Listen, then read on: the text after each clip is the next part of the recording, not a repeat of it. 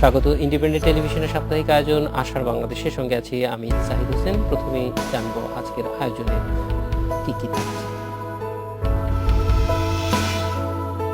শারীরিক প্রতিবন্ধীদের জন্য স্মার্ট হুইল চেয়ার আবিষ্কার করেছে পাবনা বিজ্ঞান ও প্রযুক্তি বিশ্ববিদ্যালয়ের শিক্ষার্থী। মোবাইল ফোনে চলে এই চেয়ার।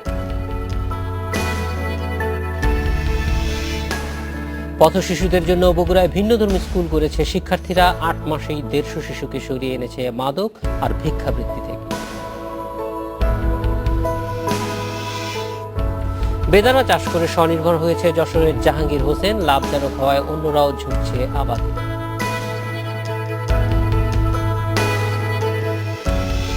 এসব বিষয়ে আজ আলোচনার জন্য আমাদের সঙ্গে স্টুডিওতে আছেন রাজশাহী বিশ্ববিদ্যালয়ের সমাজকর্ম বিভাগের শিক্ষক সাদিকুল আরেফিন মতিন। এছাড়া রাজশাহী থেকে স্মার্ট হুইল চেয়ারের উদ্ভাবন তরুণ দেবনাথ এবং বগুড়া থেকে আলোদ্দিশার স্কুলের উদ্যোক্তা হাসান হাবিব সরাসরি আমাদের সঙ্গে যোগ দেবে। আমরা প্রথমেই দেখে নেব একটি প্রতিবেদন। শারীরিক প্রতিবন্ধী ও পক্ষাঘাতগ্রস্তদের জন্য স্মার্ট হুইল চেয়ার উদ্ভাবন করেছে পাবনা বিজ্ঞান ও প্রযুক্তি বিশ্ববিদ্যালয়ের শিক্ষার্থী তরুণ দেবনাথ। অ্যান্ড্রয়েড মোবাইল ফোন দিয়ে চালানো যায় এই চেয়ার। তরুণের আশা প্রতিবন্ধী এবং পক্ষাঘাতগ্রস্তদের জীবনকে আরও সহজ করে দেবে তার এই আবিষ্কার।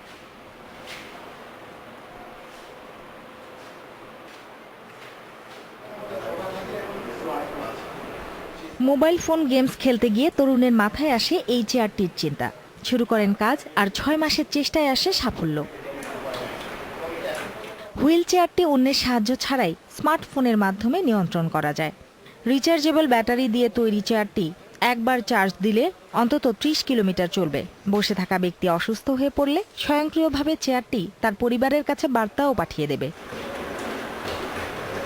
গত জুনে রাজধানীর খামারবাড়িতে প্রকৌশল বিশ্ববিদ্যালয়গুলোর শিক্ষার্থীদের উদ্ভাবন নিয়ে অনুষ্ঠিত আন্তর্জাতিক ইঞ্জিনিয়ারিং ইনোভেশন সামিটে এই চেয়ারটি এনে তাক লাগিয়ে দেন তরুণ।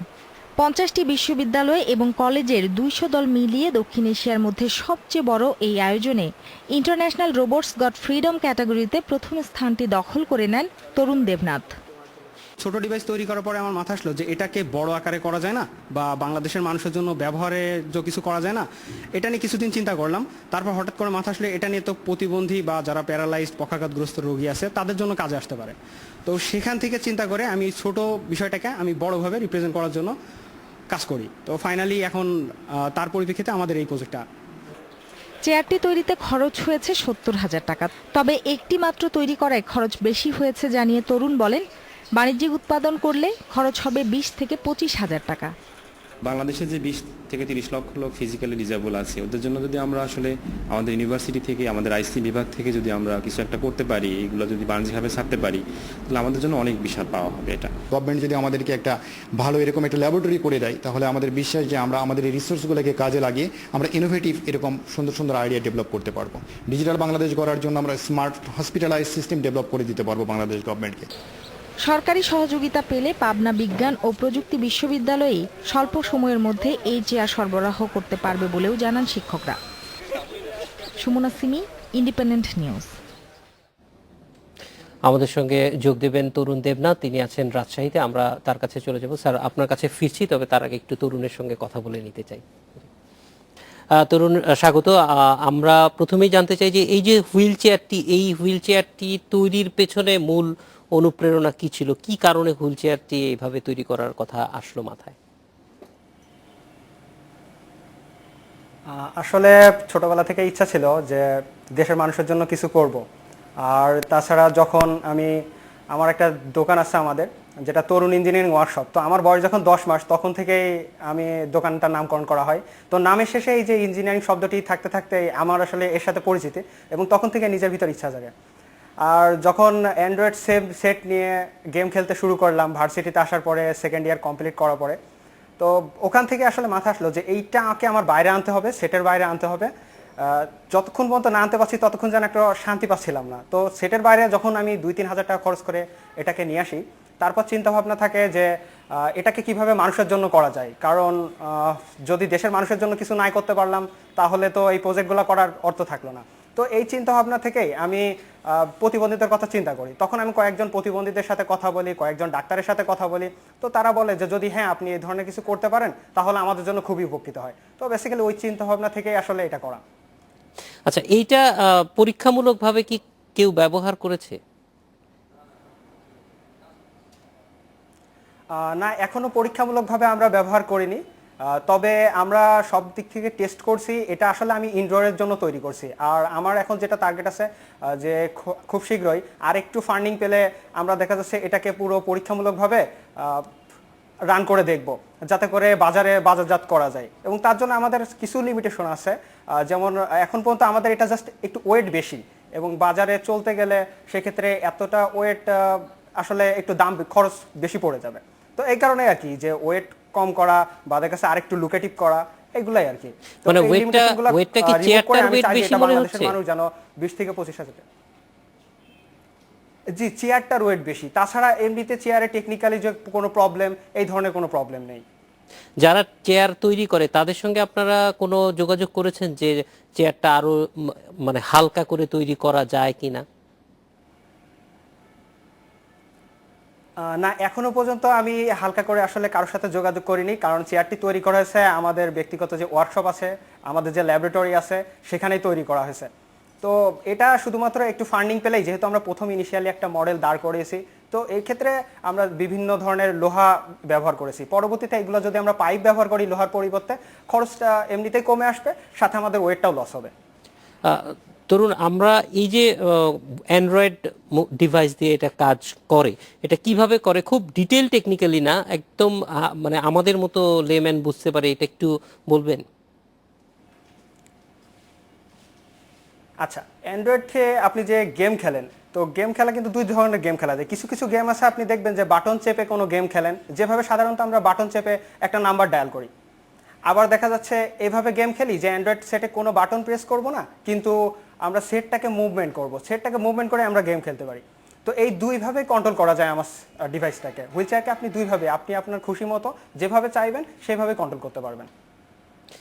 এই এই এই যে অ্যান্ড্রয়েডটা দিয়ে যখন রাস্তায় চলাচল করবে তখন এটা অন্য কোনো সফটওয়্যারের সাহায্য নিতে পারবে? যেমন আমরা জানি যে গুগল আর্থ আছে, সে কোথা থেকে কোথা যাবে সেটা নির্দিষ্ট করে দিতে পারবে। সেভাবে একই সঙ্গে কি একাধিক প্রোগ্রামিং এখানে চালাতে পারবে? না, একই সাথে এখনো পর্যন্ত একাধিক প্রোগ্রামিং করা হয়নি। তবে আমরা চিন্তা করছি, আমাদের যে পরবর্তী যে চিন্তা ভাবনাটা আছে সেটা হচ্ছে এখনো পর্যন্ত যেটা আমরা করেছি সেটা প্রতিবন্ধী বা যারা পক্ষাঘাতগ্রস্ত ব্যক্তি চলাফেরা করতে পারে না, যাতে এক হাত দিয়ে সে যাতে কন্ট্রোল করতে পারে। এখনো পর্যন্ত আমাদের টেন্ডেন্সিটা ছিল এমন। তো পরবর্তীতে আমাদের যে ইচ্ছাটা আছে সেটা হচ্ছে যাদের দুই হাত নেই, দুই পা নেই, তারা যাতে সামান্য হেডটাকে মুভমেন্ট করে নিজেদের মাথা মুভমেন্টের মাধ্যমে তারা যাতে চলাফেরা করতে পারে। এটাই বলছেন যে আরো ভালো করতে হলে ফান্ডিং এর দরকার। এখন পর্যন্ত যা কাজ করেছেন সেইটার ফান্ডিং কোথা থেকে এসেছে? এখনো পর্যন্ত যে কাজটা করছি এটা আমাদের একটা প্রাইভেট একটা কোম্পানি, প্লাস আমাদের নিজেদের ফান্ডিং, আমার টিচারদের সহযোগিতা, সবকিছু মিলেই আর কি এইভাবে এতটা করতে পেরেছি। ধরুন, আপনি আমাদের সঙ্গেই থাকুন, আমরা আবার আপনার সঙ্গে ফিরে আসব। স্যার, আপনার কাছে একটু চলে আসতে চাই যে এই যে এই ধরনের উদ্যোগগুলি বিশ্ববিদ্যালয়ে সাধারণত হয় এবং আমরা দেখি যে মানে তরুণদের মধ্যে নানান ধরনের আগ্রহ থাকে, নানান বিষয় নিয়ে তারা কাজ করে, সেগুলি আসলে বিশ্ববিদ্যালয় পর্যায়ে বিশ্ববিদ্যালয়ের সক্ষমতা কতটুকু আছে যে তাদেরকে এই কাজগুলি আরো এগিয়ে নিয়ে যাওয়ার ক্ষেত্রে? প্রথমে আমি ধন্যবাদ জানাচ্ছি তরুণকে। আসলে সত্যিকার অর্থেই বিশ্ববিদ্যালয়ের যে কাজ, শিক্ষাদান এবং জ্ঞান গবেষণা করা, তো সেই গবেষণার কাজে তরুণ বড় ধরনের একটা ভূমিকা রেখেছে। আসলে আপনি যেটা বলছেন সেই জায়গাটা থেকে বলতে হয় যে আসলে মূলত আমাদের দেশের বিশ্ববিদ্যালয়গুলো বা পৃথিবীর সকল বিশ্ববিদ্যালয়গুলোতেই তো মূলত কাজগুলো তো গবেষণা করে নতুন নতুন জ্ঞান সৃষ্টি, নতুন নতুন উদ্ভাবন, নতুন কিছু। তো সেই দিক থেকে বাংলাদেশের প্রত্যন্ত অঞ্চলের একটি বিশ্ববিদ্যালয়, পাবনা বিজ্ঞান ও প্রযুক্তি বিশ্ববিদ্যালয়ের এই ছাত্রটি যে তরুণ দেবনাথ, সে যে কাজটি করেছে এটা তো নিঃসন্দেহে বিশ্ববিদ্যালয়ের যে কাজগুলোর মধ্যে একটা বড় কাজ। কিন্তু যে জায়গাটায় খুব গুরুত্বপূর্ণ সেটা হলো যে বিশ্ববিদ্যালয় পর্যায়ে আমাদের ছাত্রছাত্রীরা, বিশেষ করে আমাদের শিক্ষার্থীরা যখন পড়তে আসে এবং পড়ার পাশাপাশি তাদের যে সাপোর্টগুলো দরকার এই ধরনের উদ্ভাবনী চিন্তাগুলোকে কাজে লাগানোর জন্য, আসলে বাস্তবে রূপ দেওয়ার জন্য, মূল কথাটা সেইটা। সেই জায়গাটা বিশ্ববিদ্যালয়ের সাপোর্ট কি? হ্যাঁ, বিশ্ববিদ্যালয়ের বিভিন্ন বিভাগগুলো, বিশেষ করে স্ব বিভাগের শিক্ষার্থীরা যখন এই ধরনের সৃজনশীল চিন্তাভাবনাগুলো করে বা এই ধরনের উদ্ভাবনী চিন্তাভাবনাগুলো করে, তখন সেই বিভাগের শিক্ষকবৃন্দ, সেই বিভাগ সকলে মিলে কিন্তু প্রাথমিক এবং কিছু কাজের সহযোগিতা করে। তার প্রমাণ আসলে পাওয়া যাচ্ছে যে এই পাবনা বিজ্ঞান প্রযুক্তি বিশ্ববিদ্যালয়ের বিভাগের শিক্ষকরাই তাকে সহযোগিতা করেছে। কিন্তু মূল জায়গা যেটা, সেটা হলো ওই শিক্ষার্থী সে যে চিন্তাটা করলো সেই চিন্তার বাস্তব প্রতিফলন ঘটানোর জন্য আরো ব্যাপক তার সাপোর্ট দরকার। স্যার, এই জায়গাটায় আমরা আরেকটু বিস্তারিত জানবো যে এই আরো বড়ভাবে কাজ করার ক্ষেত্রে বিশ্ববিদ্যালয়ে এবং বিশ্ববিদ্যালয়ের যে শিক্ষার্থীরা উদ্ভাবনী কাজ করছেন তাদের মধ্যে ধরেন মার্কেট বা যারা ইন্ডাস্ট্রি, তাদের কোনো ধরনের যোগ সূত্র তৈরি করবার মতো কোনো ক্ষেত্র বা প্র্যাকটিস আছে কিনা? আমরা একটা বিরতিতে যাব, বিরতির পরে আবার আপনার কাছে আসবো এই বিষয়টি নিয়ে একটু বিস্তারিত জানতে। দর্শক আমাদের সঙ্গেই থাকবেন, আমাদের যারা গেস্ট আছেন তারা। বিরতিতে যাচ্ছি, ফিরছি। স্বাগত আরেকবার, দেখছেন আশার বাংলাদেশ। সাদেকুল আরেফিন, আপনার কাছে যেটি জানতে চাচ্ছিলাম যে এই যে ধরনের উদ্ভাবনগুলি ইউনিভার্সিটিতে বা শিক্ষা প্রতিষ্ঠানগুলিতে বাচ্চারা করছে, সেগুলিকে এগিয়ে নিয়ে যাওয়ার জন্য বিশ্ববিদ্যালয়ের কোনো প্রস্তুতি, আর্থিক যদি বলি সেরকম বা অন্য কোনো?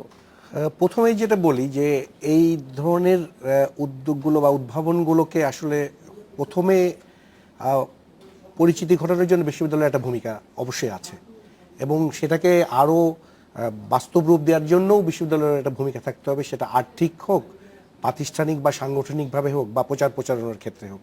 কিন্তু বাস্তবতা যেটা দেখা যায় যে আমাদের দেশের যে পাবলিক বিশ্ববিদ্যালয়গুলো আছে, যে বিশেষ করে পুরনো বিশ্ববিদ্যালয় যেগুলোতে দীর্ঘদিন ধরে পাঠদান হচ্ছে, গবেষণা হচ্ছে, কিছু কিছু উদ্ভাবনমূলক কাজও হচ্ছে, কিন্তু সেই জায়গাটায় দেখা যায় যে এই জায়গাগুলো খুব বেশি জোরালোভাবে এই উদ্ভাবনগুলোকে পরিচিতি ঘটানোর জন্য বিশ্ববিদ্যালয়ের তরফ থেকে যে খুব বড় ভূমিকা রাখা গেছে সেটা এ পর্যন্ত দেখা যায়নি।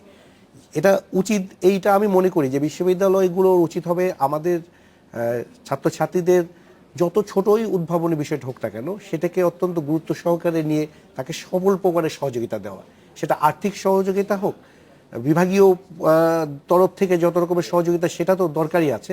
এর পাশাপাশি এই বিশ্ববিদ্যালয়ের বাইরের যে প্রতিষ্ঠানগুলো আছে, সংশ্লিষ্ট ক্ষেত্রে সংশ্লিষ্ট উদ্ভাবনের সাথে সম্পৃক্ত যে প্রতিষ্ঠানগুলো, তাদের সাথে একটা যোগাযোগ যারা এর ব্যবহার করে, ধরেন যদি হুইল চেয়ারটা একটা উদাহরণ ধরি, যারা হুইল চেয়ার বিক্রি করে বা এই ধরনের প্রতিষ্ঠানগুলির সঙ্গেও কোনো ধরনের সংযোগ, আমি এইভাবেই বলতে চাচ্ছি সেই ক্ষেত্রে দরকার একটা সমন্বয় ঘটানো, একটা যোগাযোগ ঘটানো।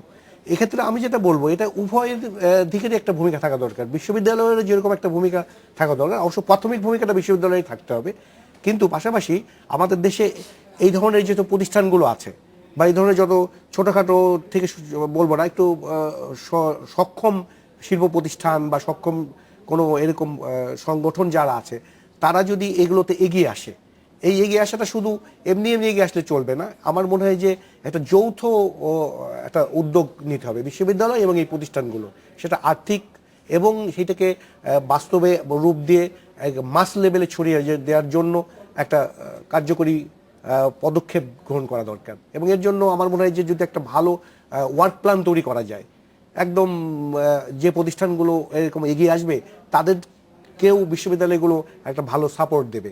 সেই সাপোর্টটা হতে পারে যে তাদেরকে পরিচিতি ঘটানোর জন্য, তাদের এইগুলোকে মার্কেটে আনার জন্য সরকারি সহযোগিতা দেওয়ার ক্ষেত্রে তাদের বিশ্ববিদ্যালয়গুলো সহযোগিতা করতে পারে। স্যার, এখানে একটু যেমন ধরেন অনেক ক্ষেত্রে আমরা দেখি যে গবেষণার ক্ষেত্রে নানান ধরনের ফান্ড থাকে, বাংলাদেশ সরকারের আছে এবং পৃথিবীর অন্য জায়গায়ও অনেক জায়গায় অ্যাক্সেসিবল। সেই জায়গাটার অ্যাক্সেসিবিলিটির ক্ষেত্রে মানে একটা স্টুডেন্ট সেই ফান্ডটা যাতে অ্যাক্সেস করতে পারে, সেই ব্যাপারে কোনো ধরনের হেল্প, ধরেন আপনাদের প্রতিষ্ঠান ছাত্র উপদেষ্টা হিসেবে বা ছাত্র উপদেষ্টার যে অফিস আছে, তারা কোনো ধরনের এরকম চ্যানেল তৈরি করে কি না? এইটা দেখুন, এটা একটা খুব গুরুত্বপূর্ণ কথা যে বিশ্ববিদ্যালয়গুলোতে যে অবস্থায় আছে সেটা দেখা যায় যে বিশ্ববিদ্যালয়ের যে বার্ষিক বাজেট, তার একটা বড় অংশ কিন্তু রাজস্ব খাতে এই শিক্ষক কর্মকর্তা কর্মচারীদের বেতন বা অবকাঠামো এতেই চলে যায়। গবেষণার জন্য যে বাজেটটা থাকা, সে বাজেটটা আসলে অনেকটা সীমিত পর্যায়ের বাজেট। এটা তো প্রতিটা পাবলিক বিশ্ববিদ্যালয়ের ক্ষেত্রে আমি বলছি। তো সেদিক থেকে ওই গবেষণার বাজেট থেকে বিভিন্ন বিভাগে যখন ভাগ করে দেয়া হয়, তখন দেখা যায় যে এই ধরনের সাপোর্টটা দেওয়ার, আর্থিক সাপোর্টটা দেওয়ার জন্য একটু বেশ কষ্টসাধ্য হয়ে পড়ে। কিন্তু তার মানে এই নয় যে এটাকে করা যাবে না, এটা কিন্তু করা সম্ভব। যেমন আপনি ছাত্র উপদেষ্টা দপ্তরের কথা বললেন, বাংলাদেশের প্রতিটি পাবলিক বিশ্ববিদ্যালয়ে কিন্তু এই ছাত্র উপদেষ্টা দপ্তরটা আছে, এবং এই দপ্তরের যে প্রধান যে কাজটি, যে ছাত্রদের কল্যাণ নিশ্চিত করার জন্য যত রকমের সহযোগিতা করা যায়। তো সেদিক থেকে আজকে আমাদের এই পাবলিক বিশ্ববিদ্যালয়ের একটা ছাত্র বা ছাত্রী এরকম ধরনের একটা উদ্ভাবন বিষয়ে এগিয়ে আসলো, আমার মনে হয় যে ছাত্র উপদেষ্টা দপ্তর শুধু নয়, পুরো বিশ্ববিদ্যালয়ে প্রশাসনই এর ব্যাপারে এগিয়ে আসা দরকার। এবং সেদিক থেকে ছাত্র উপদেষ্টা দপ্তর একটি মুখ্য ভূমিকা পালন করতে পারে, যে বাইরের প্রতিষ্ঠানের সাথে যোগাযোগ করার জন্য, সমন্বয় ঘটিয়ে দেওয়ার জন্য, বা বাইরের প্রতিষ্ঠান থেকে সহযোগিতাগুলো নিয়ে এসে এই আমাদের শিক্ষার্থীদের এই স্বপ্নগুলোকে বাস্তব রূপ দেওয়ার জন্য এটা করা যেতে পারে। কিন্তু বাস্তবে যেটা হয় যে আমাদের দেশের পাবলিক বিশ্ববিদ্যালয়ের গবেষণার ক্ষেত্রে যে আমাদের যে ফান্ড বা যে রিসোর্স দেওয়া হয়, সেটা অত্যন্ত সীমিত পর্যায়ের। যে জন্য দেখা যায় যে এই কাজগুলো ওইভাবে ঠিক যত দ্রুত বা যত তাড়াতাড়ি করা সম্ভব সেটা হয়ে ওঠে না। কিন্তু তারপরেও আমি একটা আশার কথা বলি, সেটা আমাদের বিশ্ববিদ্যালয়গুলোতে কিন্তু আমাদের শিক্ষক শিক্ষার্থীরাই এই নানা ধরনের উদ্ভাবনগুলো করে থাকে, এবং পরবর্তীতে দেখা যায় যে এইটা আসলে উদ্ভাবন পর্যন্ত গেল, কিন্তু পরবর্তীতে সে যখন বিশ্ববিদ্যালয়ে নিজে সেটাকে হাতে না নিলেও ওই বিষয়টা কিন্তু ব্যক্তি উদ্যোগে বা সাংগঠনিক উদ্যোগে পরবর্তীতে কাজগুলো কিছু কিছু হচ্ছে, একদম যে হচ্ছে না তা না। আমি উদাহরণ, আজকে যে এই তরুণ দেবনাথের যে কাজটি, এটি আমার মনে হয় যে দেখা যাবে যে বিশ্ববিদ্যালয় থেকে যদি সহযোগিতা করে সেটা তো ভালো, না করলেও আমার মনে হয় যে অনেক প্রতিষ্ঠান, বিশেষ করে আজকে আপনার টিভি ইন্ডিপেন্ডেন্ট থেকে প্রচারের পরে আমার কেন যেন মনে হচ্ছে যে অনেক প্রতিষ্ঠান যারা এই বিষয়ে কাজ করে তারা এগিয়ে আসবে। এবং এইটাও একটা কিন্তু আমার কাছে মনে হয়েছে যে এটা সকলের একটা যৌথ একটা উদ্যোগ থাকা দরকার। সেক্ষেত্রে এই যে শিক্ষা প্রতিষ্ঠানগুলি, তারা যেটা আপনি বলছিলেন যে মানে মার্কেট, যারা এই ধরনের উদ্যোগ শেষ পর্যন্ত কাজে লাগাবে ব্যবসার ক্ষেত্রে, তাদের সঙ্গে কোনো ধরনের সংযোগ তৈরির ক্ষেত্রে ধরেন কোনো উদ্যোগ নেয় কিনা?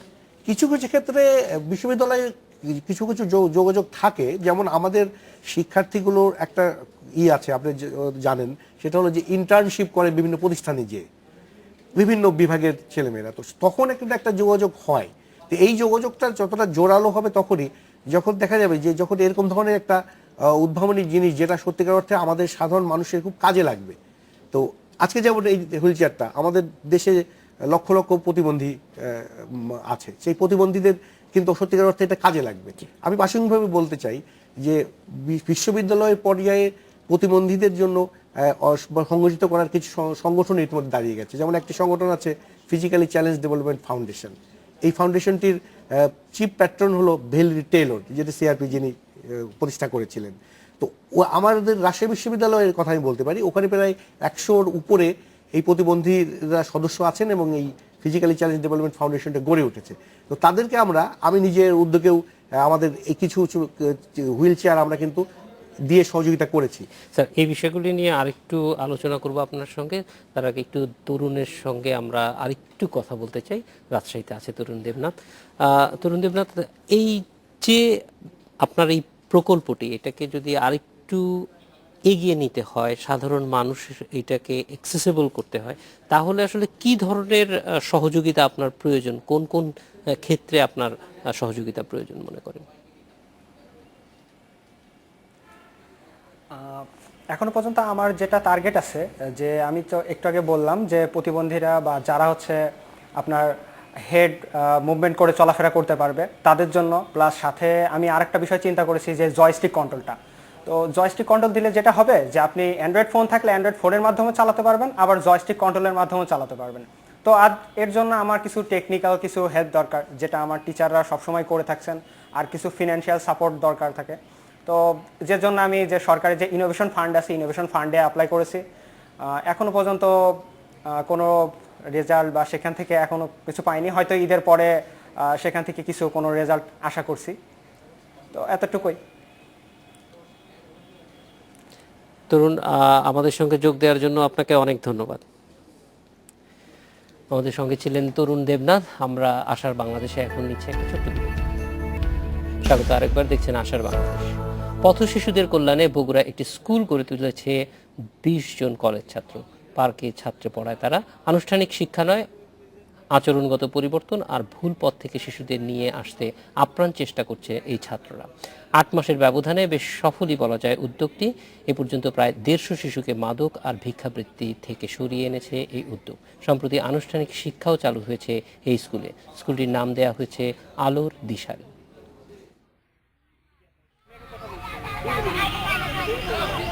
বগুড়ায় এডওয়ার্ড পার্কে বন্ধুদের সাথে আড্ডা দেওয়ার সময় পলিটেকনিক ছাত্র আহসান হাবিবের প্রায় নজরে পড়ত ভিক্ষা করছে কয়েকটি শিশু। এদেরই কয়েকজন আবার নেশাগ্রস্ত। তাদের জন্য কি করা যায় সে ভেবে কলেজ পড়ুয়া অন্যান্য বন্ধুদের সাথে আলোচনার পর সবাই মিলে সিদ্ধান্ত নেয় স্কুল করার। সেই স্কুল এখন আলো ছড়াচ্ছে এলাকায়। পার্কের গাছতলায় আলোর দিশারি নামে স্কুলটিতে এখন ছাত্রছাত্রীর সংখ্যা 70। তাদের পড়ায় যে 20 জন, তাদের সবাই বগুড়ার বিভিন্ন কলেজের শিক্ষার্থী। স্কুল পরিচালনার জন্য এই শিক্ষকদের প্রত্যেকেই মাসে দেন 50 টাকা করে। একসময় এরা পার্কে ঢুকতো ভিক্ষা করার জন্য, কিন্তু আজকে আমাদের ভালো লাগে যে এই বাচ্চারা পার্কে আসে পড়ার জন্য। তারা এখান থেকে ভিক্ষা করে নিয়ে যে একসময় করতো কি নেশা করতো, তারা শুধু এখানে আসে আজকে পড়ার জন্য। সেটা আসলে আমাদের অনেক বড় প্রাপ্তি। এই স্কুলে পড়ানোর কৌশল আর 10টি স্কুলের মতো নয়। ছবি আঁকা আর গল্প শোনানোর মতো শিশুতোষ বিষয়গুলো তুলে ধরছেন শিক্ষকরা। তাদের অক্লান্ত চেষ্টায় ভিক্ষাবৃত্তি আর নেশার জগৎ থেকে সরে আসছে শিশুরা। আমরা সেইখানে অপেক্ষা করি, স্যারেরা আসে, তারপর সালাবাড়িতে আমরা লেখাপড়া করি, তারপরে বাড়ির যে ভাত খাই, হাত দিয়ে ভাত খাই। আমি এখানে পড়তাম না, আগে ভিক্ষা করতাম, এখন পড়ি, দোকানে কাজ করি, দোকান বন্ধ থাকলে এখানে আসি। এখন মা বাবার জন্য বৃত্তিমূলক শিক্ষার ব্যবস্থা করা হয়েছে এখানে। প্রথম দফায় অতি দরিদ্র 6 শিশুর মা বাবাকে এই কর্মসূচিতে সম্পৃক্ত করছে আলোর দিশারি। বগুড়ার কয়েকটি শিক্ষা প্রতিষ্ঠানের ছাত্র আলোর দিশারি নামে এই শিক্ষা প্রতিষ্ঠানটি তৈরি করেই থেমে থাকেনি। শহরের লতিপুর কলোনি এলাকায় আলোকিত আঙ্গিনা নামে বয়স্কদের একটি শিক্ষা কেন্দ্র চালু করেছে তারা। এর বাইরে ঘুনট এলাকায় ঠিক এ ধরনের শিশুদের নিয়েও আরেকটি স্কুল চালাচ্ছে তারা। Hasibur Rahman Bilu, independent news, Edward park, Bogura. আমরা চলে যাব বগুড়ায়। সেখানে আছেন আলোর দিশারি স্কুলের উদ্যোক্তা আহসান হাবিব। আহসান হাবিবের কাছে জানবো তার উদ্যোগের পেছনের গল্প। স্বাগত হাসান, আমরা একটু জানতে চাইবো যে এই আলোর দিশারি স্কুলটা কিভাবে তৈরি হলো? আপনারা 20 জন শিক্ষার্থী বিভিন্ন শিক্ষা প্রতিষ্ঠানের, আপনারাই বা জড়ো হলেন কিভাবে?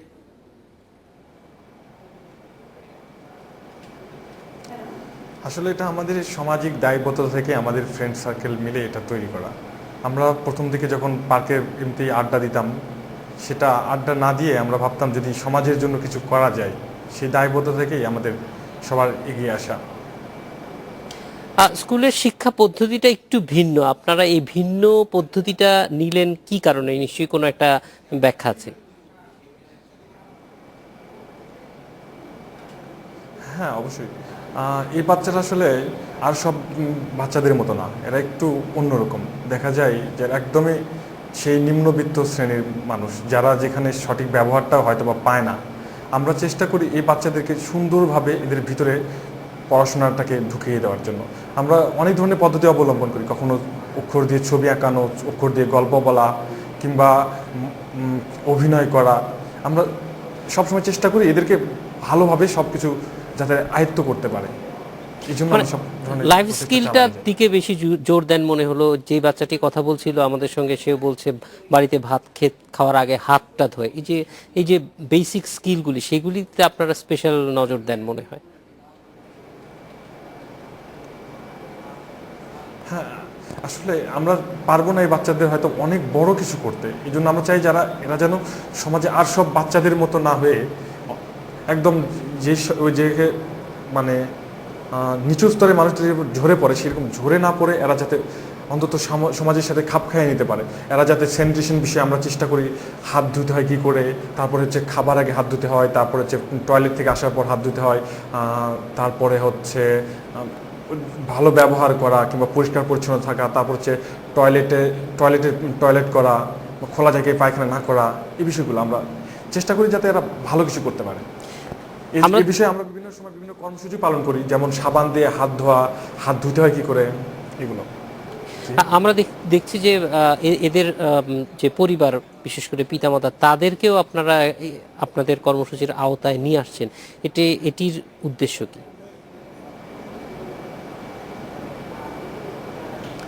আসলে আমি মনে করি বা আমাদের টিম মনে করে যেটা, এদের জীবন মানে উন্নয়নের জন্য আমরা কাজ করতেছি। যদি আমরা শুধুকে প্রাথমিক শিক্ষার লেভেলটা যদি দেওয়ার পর যদি এদেরকে আবার ছেড়ে দিই, আবার সেই বাচ্চা সে ঝরেই পড়বে। আমরা চাই এরা যাতে তার কখনো ঝরে না পড়ে, এই জন্য এদের ফ্যামিলিকে আমরা স্টাবলিশ করার চেষ্টা করতেছি। অন্তত এরা একটা ভালো জায়গায় গেলে এই বাচ্চারা কখনো ভিক্ষা করবে না, কারণ এই বাচ্চাদের ভিতরে ভিক্ষা করে, এরা হচ্ছে মাদকাসক্ত। আমরা চাই না এরা মাদকাসক্ত হোক কিংবা আবার ভিক্ষা করুক। এদের ভিতর থেকে আমরা চাই না এদের ভিতরে হয়তো বা উঠে আসুক কোনো বড় মাপের সন্ত্রাসী, আমরা এটা চাই না। আমরা চাই এরা সাধারণ মানুষের মতো একদম যোগ্য নাগরিক হিসেবে দেশে গড়ে উঠুক। আহসান হাবিব, এই কাজটি খুবই জটিল, যে যারা ভিক্ষা করে কিংবা অন্য কাজের সঙ্গে ইতিমধ্যে সম্পৃক্ত হয়ে গেছে, বয়স কম, তাদেরকে শিক্ষাক্ষেত্রে নিয়ে আসা, এই চ্যালেঞ্জটা আপনারা কিভাবে মোকাবেলা করলেন?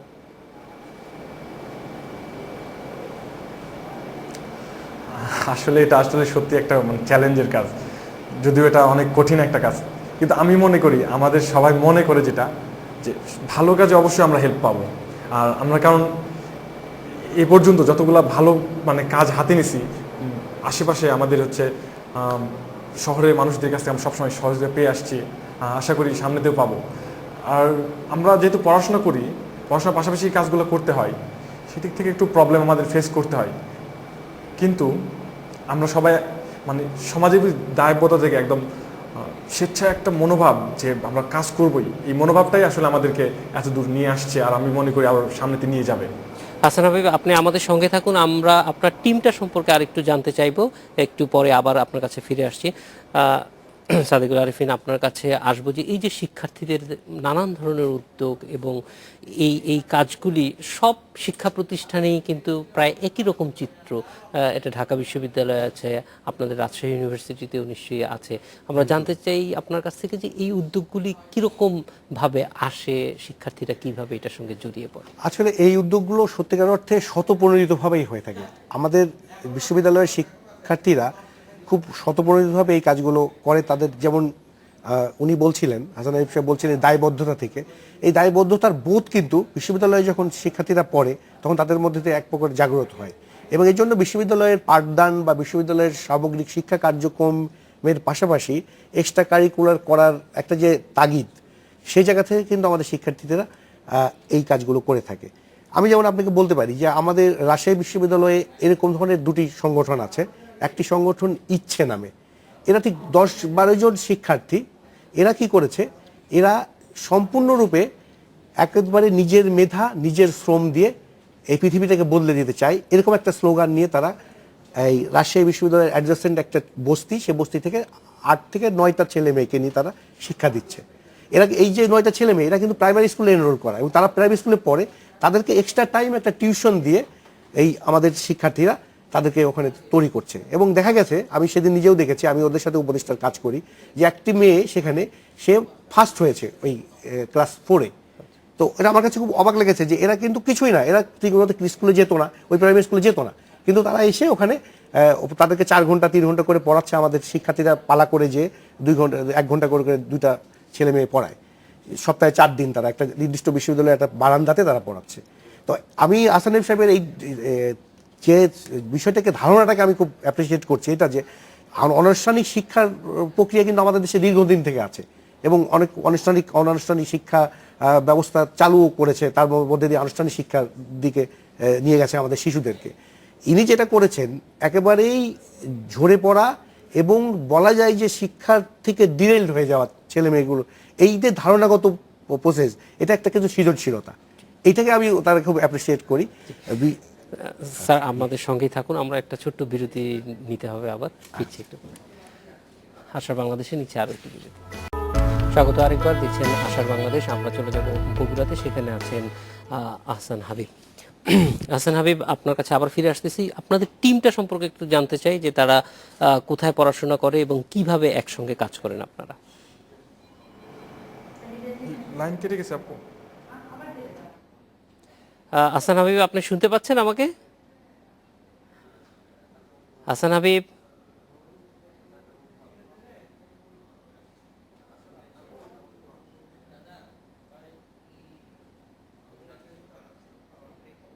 আচ্ছা, হাসান হাবিবকে পেলে আমরা আবার চলে যাব তার কাছে। আমরা একটু সাদিকুল আরিফিন আপনার কাছে আসি, যে এই ধরনের উদ্যোগগুলি সেটা শিক্ষার্থীদের জন্য কতটুকু তাদের জীবন গঠনে বা কতটুকু সহায়তা করে? এটা তো মানে নিঃসন্দেহে বলা যায় যে এটা খুবই সহায়ক হবে এবং সহায়ক হয়ও। কারণ আমি দীর্ঘদিনের শিক্ষকতার অভিজ্ঞতায় আমি দেখেছি এবং আমি এই যে ধরনের ছাত্রছাত্রীদের সাথে কাজ করতে যেয়ে দেখেছি, এরা যেটা হয় এই যে এই ধরনের কাজ করার মধ্যে দিয়ে, এই যে ভলেন্টারিজমের মধ্যে দিয়ে একটা লিডারশিপ ডেভেলপ করে, যেটা পরবর্তী জীবনে তার লেখাপড়া শেষ করার পরে যখন সে কর্মজীবনে যায় তখন কিন্তু তারা দেখা যায় যে খুব আত্মবিশ্বাসের সাথে তারা বিভিন্ন বিষয়গুলোকে, এই চ্যালেঞ্জগুলোকে ফেস করতে পারে। এবং তারা শুধু এই ধরনের চ্যালেঞ্জ না, তারা কর্মজীবনের অন্যান্য কাজেও ফেস করার ক্ষেত্রেও তারা কিন্তু আত্মবিশ্বাসী হয়ে ওঠে এই ধরনের ভলেন্টারিজমের কাজগুলো করার মধ্যে। আমরা একটু বগুড়াতে যাই, আবার হাসান হাবিব আছেন আমাদের সঙ্গে। হাসান হাবিব, আমরা খুব সংক্ষেপে জানতে চাইবো যে আপনাদের টিমটা কিভাবে কাজ করে?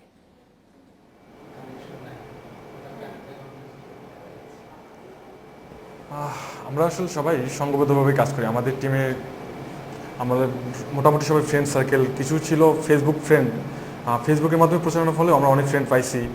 তারা সবাই মোটামুটি আমাদের নিজেদের ভিতরে একটা আত্মবিশ্বাস, তারপরে হচ্ছে বন্ধুত্বপূর্ণ যে সম্পর্কটা, এই সম্পর্কটা আসলে সবসময় আমাদের ভিতরে কখনো অবিশ্বাস বা এই বিষয়গুলো কখনো জন্ম দেয় না। আমাদের টিমে আমাদের বড় ভাই আছে একজন, সুমন ভাই, তারপরে আমার ফ্রেন্ড হচ্ছে অনিক, ইব্রাহিম, রাজু, তারপর কাজল, হীরা, মানে মোটামুটি আমরা সবাই ফ্রেন্ড সার্কেল। এই জন্য আমাদের আসলে প্রবলেম হয় না। দেখা যায় যে আমরা ম্যাক্সিমাম টাইম আগেও মানে গল্প করতাম, আড্ডা দিতাম। তো আমাদের নিজেদের ভিতরে সম্পর্কটা আগে থেকে অনেক ভালো, আর সেটা আসলে আমাদের এই কাজগুলো করতে আরো বেশি সুবিধা। হাসান হাবিব, আমাদের সঙ্গে যোগ দেওয়ার জন্য আপনাকে অনেক ধন্যবাদ। হাসান হাবিব যেটা জানার ছিল স্যার, একদম খুব সংক্ষেপে জানতে চাইবো যে এই ধরনের উদ্যোগগুলি মানে কিভাবে কাজে আসে ছাত্রদের? এটা খুব যদি সঠিকভাবে বলি তাহলে দেখা যায় যে এই ধরনের উদ্যোগগুলো শুধু কাজে ছাত্রছাত্রীদের জন্যই কাজে আসে না, সামগ্রিকভাবে যদি আমরা বিচার করি সমগ্র দেশের জন্যই কাজে আসে। কারণ এটা একটা ধারণাগত দিক কিন্তু সম্প্রসারণ হয়, ফ্লারিশ করে। কীরকম? এই যে হাসান হাবিবের যে ধারণাটি, এই ঠিক প্রক্রিয়াগতভাবে সে চেষ্টা করেছে ভিন্নভাবে অনানুষ্ঠানিক শিক্ষার মধ্যে দিয়ে এদেরকে সংগঠিত করা।